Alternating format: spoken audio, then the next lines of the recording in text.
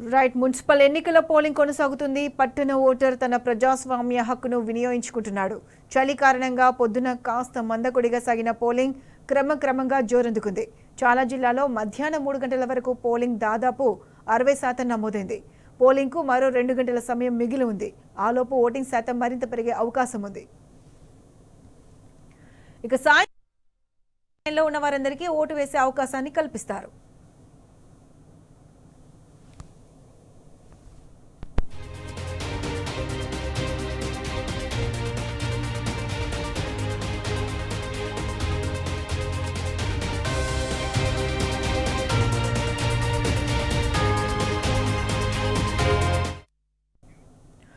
Municipal ఎన్నికల polling కొనసాగుతుంది. పట్టణ ఓటర్ తన ప్రజాస్వామ్య హక్కును వినియోగించుకుంటున్నాడు. చలి కారణంగా పొద్దున కాస్త మందకొడిగా సాగిన పోలింగ్ క్రమక్రమంగా జోరందుకుంది. చాలా జిల్లాలో మధ్యాహ్నం 3 గంటల వరకు పోలింగ్ దాదాపు 60% నమోదైంది. పోలింగ్ కు మరో 2 గంటల సమయం మిగిలి ఉంది. ఆలోపు ఓటింగ్ శాతం మరింత పెరిగే అవకాశం ఉంది. సాయంత్రం 5 గంటలలోపు క్యూ లైన్లో ఉన్న వారందరికీ ఓటు వేసే అవకాశాన్ని కల్పిస్తారు.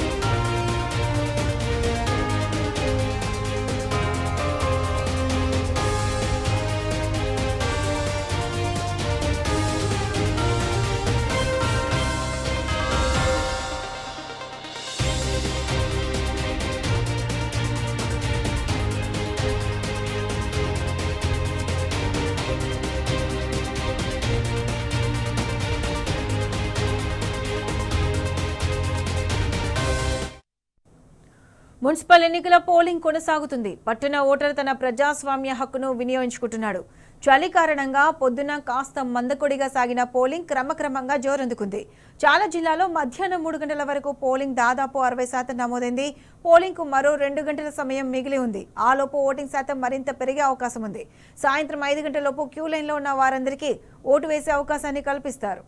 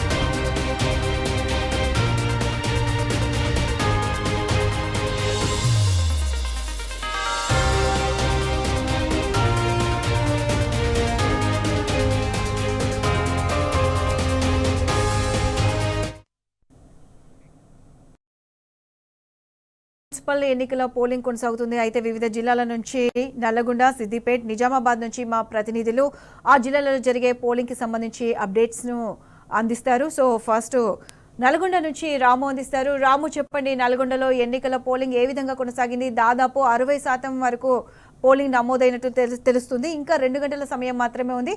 సో ప్రస్తుతం అప్డేట్స్ ఏంటి?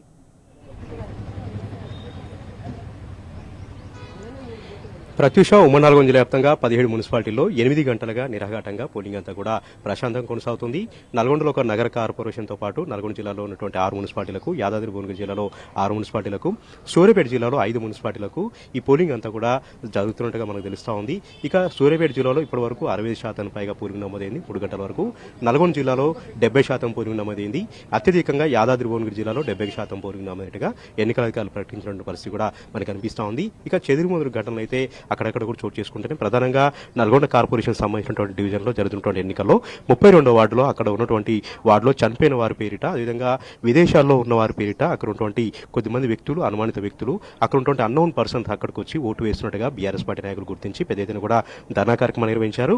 దీంతో అక్కడ ఉన్నటువంటి పోలీసులు బీఆర్ఎస్ పార్టీ నాయకులపైన పెద్ద ఎత్తున కూడా లాఠీచార్జ్ చేస్తూ వారందరూ కూడా అరెస్ట్ చేయడం జరిగింది. దీంతో నల్గొండ మాజీ ఎమ్మెల్యే కంచెల భూపారెడ్డి కూడా అక్కడ చేరుకుని అరెస్టులకు నిరసిస్తూ ఎన్నికల సంఘం అదేవిధంగా ఇక్కడ ఉన్నటువంటి పోలీసుల తీరు నిరసిస్తూ పెద్ద ఎత్తున కూడా ధర్నా కార్యక్రమం నిర్వహించారు. అరెస్ట్ చేసినటువంటి బీఆర్ఎస్ పార్టీ కార్యకర్తలను విడుదల చేసేంత వరకు కూడా ఆయన 2 టౌన్ పోలీస్ స్టేషన్ ముందు బైఠాయించడంతో ఎట్టకేలకైతే బీఆర్ఎస్ పార్టీ కార్యకర్తలను అయితే విడుదల చేయడం జరిగింది.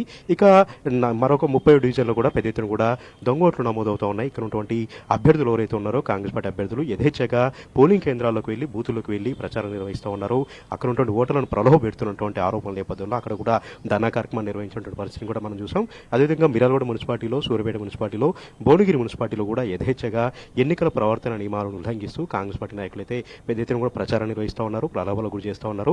అడ్డు వచ్చినటువంటి ప్రతి వారి పైన కూడా దాడులు చేస్తున్నటువంటి పరిస్థితి మనకు ఉమ్మడి నల్గొండ జిల్లా వ్యాప్తంగా కూడా కనపడుతోంది. పోలీసుల తీరు పట్ల సర్వత్రా కూడా విమర్శలు వ్యక్తమవుతున్నాయి. నిష్పక్షపాతంగా వ్యవహరించాల్సినటువంటి ఎన్నికల సంఘం, రాష్ట్ర పోలీసులు ఇంత యథేచ్ఛగా ఏకపక్షంగా నిర్ణయాలు తీసుకుంటూ ఏకపక్షంగా వ్యవహరిస్తున్నటువంటి తీరు పట్ల కూడా సర్వత్రా కూడా ఆరోపణలు వ్యక్తమవుతున్న నేపథ్యంలో ఈ ఎన్నికలను కూడా నిష్పక్షపాతంగా జరగట్లేదు, పారదర్శకంగా జరుగుతున్నటువంటి ఆరోపణలు వ్యక్తమవుతున్న నేపథ్యంలో సర్వత్రా కూడా డిమాండ్ చేస్తూ ఉన్నారు. ప్రతి ఒక్కరు కూడా ఆగ్రహం వ్యక్తం చేస్తూ ఉన్నారు.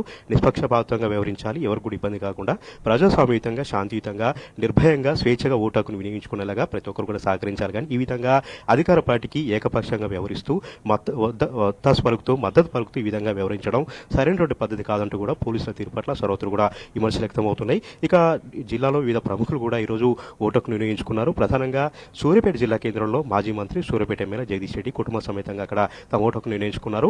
ఆలేరులో గొంగుల సుందరమహేందర్ రెడ్డి, తుంగతుర్తిలో మాజీ ఎమ్మెల్యే డాక్టర్ గాదా కిషోర్ కుమార్ కూడా కుటుంబ సమేతంగా ఓటుకు వినియోగించుకొని అక్కడ ఉన్నటువంటి ఓటర్లను కూడా అభ్యర్థించడం జరిగింది. నిష్పక్షపాతంగా ఓటింగ్ నిర్వహించేలాగా, పోలింగ్ నిర్వహించేలాగా ప్రతి ఒక్కరు కూడా సహకరించాలంటూ కూడా వారు కూడా డిమాండ్ చేయడం జరిగింది. కానీ జిల్లాలో మాత్రం ఒక రకమైనటువంటి పరిస్థితులు మనం చూస్తా ఉన్నాం. ఇక్కడ ఉన్నటువంటి కోమరెడ్డి వెంకరెడ్డి ఇక్కడ వార్డులను కూడా తిరుగుతూ, బైక్ మీద తిరుగుతూ, వార్డులను తిరుగుతూ, పోలింగ్ బూతులు తిరుగుతూ ఆయన పరోక్షంగా ప్రచారం నిర్వహిస్తూ ఉన్నారు.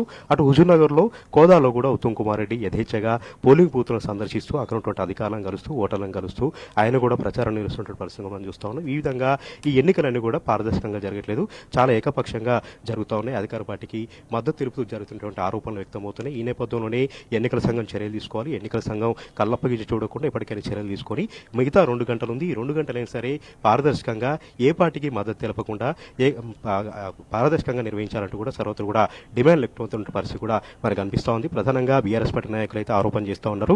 ఈ ఎన్నికలన్నీ కూడా లోకల్గా ఉన్నటువంటి పోలీసు అధికారులు, ఎన్నికల అధికారులు కుమ్మక్కై, అధికార పార్టీ నాయకులు కుమ్మక్కై ఈ విధంగా వ్యవహరిస్తున్నటువంటి ఆరోపణలు కూడా వ్యక్తమవుతున్నాయి.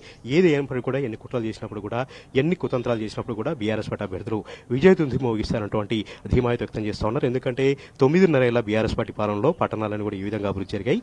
పట్టణ ప్రగతి కార్యక్రమంతో ఈ విధంగా అభివృద్ధి చేశారు. వాటన్నిటిని కూడా అంచనా వేస్తూ, వాటన్నిటిని కూడా వివరిస్తూ ప్రజల్లోకి విస్తృతంగా తీసుకెళ్లారు. పట్టణ ప్రజలు, ఇక్కడ ఉన్నటువంటి మేధావులు, ఉద్యోగులు, కవులు, కళాకారులందరూ కూడా ఆలోచన చేస్తూ ఉన్నారు. మొత్తానికైతే చాలా రోజుల తర్వాత బ్యాలెట్ పేపర్ల తర్వాత ఎన్నికలు జరుగుతున్నాయి. ఈ బ్యాలెట్ పేపర్లో కారు గుర్తు కనపడుతుండడంతో ఒకంత ఎమోషన్ గురవుతూ ఉన్నారు, ఒకంత పేగుబంధాన్ని గురి చేసుకుంటున్నారు. ఖచ్చితంగా కారు గుర్తు ఓటేసి కేసీఆర్ గారి యొక్క సుభిక్షమైనటువంటి పాలనకు మద్దతు తెలుపుతున్నట్టుగైతే పోలింగ్ సార్లు మనకు కనపడుతోంది. మొత్తంగా చెదురుమదురు ఘటనలు చోటు చేసుకుంటున్నాయి. ఉమ్మడి నల్గొండ జిల్లా వ్యాప్తంగా మనకు 2 గంటల మాత్రం సమయం ఉండడంతో ఓటర్లు కూడా బారులు దిగినటువంటి పరిస్థితి మనకు కనిపిస్తూ ఉంది. ప్రతిష.